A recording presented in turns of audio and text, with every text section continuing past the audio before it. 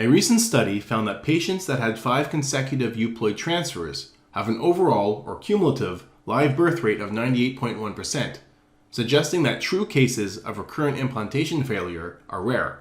RIF describes those with consistent implantation failure due to some underlying factor.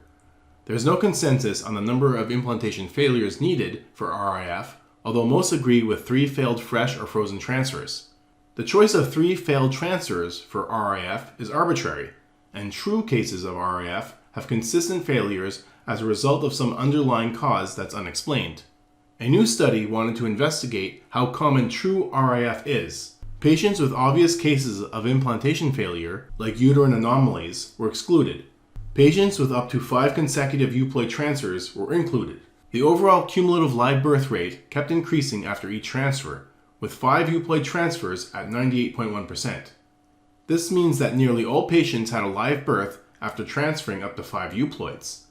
It also means that using a more strict definition of RIF, that includes 5 failed transfers, occurred in about 2% of patients. There were no additional treatments, and only a Euploid embryo was transferred, with each transfer attempt having the same chance.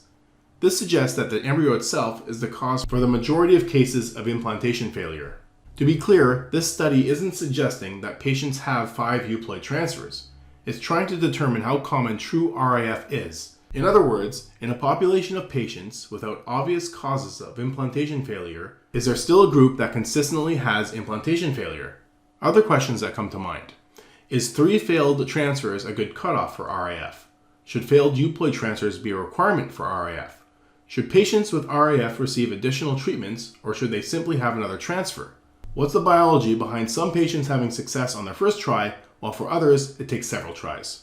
You can check out all the details on Embryo. The link is in my bio.